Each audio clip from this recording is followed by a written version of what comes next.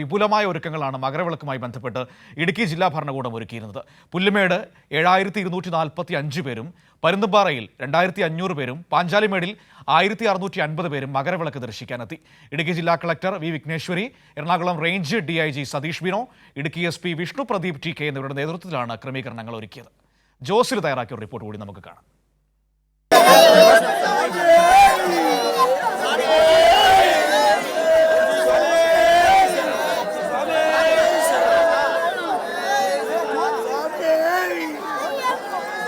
പൊന്നമ്പലമേട്ടിൽ മകരവിളക്ക് ദർശിക്കുന്നതിനു വേണ്ടി ആയിരക്കണക്കിന് ഭക്തരാണ് വിവിധ സംസ്ഥാനങ്ങളിൽ നിന്ന് ഒഴുകിയെത്തിയത്.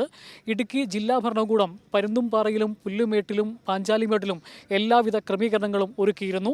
12,000-ഓളം പോലീസുകാരെയാണ് 8 DYSPമാരുടെ നേതൃത്വത്തിൽ ഈ ജില്ലാ ഭരണകൂടം ഇവിടെ ക്രമസമാധാന പാലനത്തിന് വേണ്ടി ഒരുക്കിയിരുന്നത്. അതുപോലെ തന്നെ ഫയർഫോഴ്സിൻ്റെയും RRT സംഘങ്ങളെയും അതുപോലെ തന്നെ മെഡിക്കൽ ടീമിനെയും എല്ലാം എല്ലാ പോയിന്റുകളിലും കൃത്യമായി വിന്യസിച്ചിരുന്നു. കുടിവെള്ളം അടക്കമുള്ള എല്ലാ അടിസ്ഥാന സൗകര്യങ്ങളും ഇവിടെ ഒരുക്കുന്നതിൽ ജില്ലാ ഭരണകൂടം കൃത്യമായി വിജയിച്ചിട്ടുണ്ട്.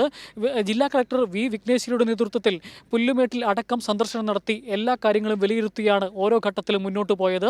ഏതായാലും സൗഭാഗ്യകരമായ ഒരു ദർശന പുണ്യം നേടിയതിൻ്റെ സന്തോഷത്തോടു കൂടിയാണ് അയ്യപ്പ ഭക്തർ ഈ പുല്ലുമേട്ടിൽ നിന്നും പാഞ്ചാലിമേട്ടിൽ നിന്നും അതുപോലെ തന്നെ പരുന്തുംപാറയിൽ നിന്നുമെല്ലാം വിടവാങ്ങിയിരിക്കുന്നത്.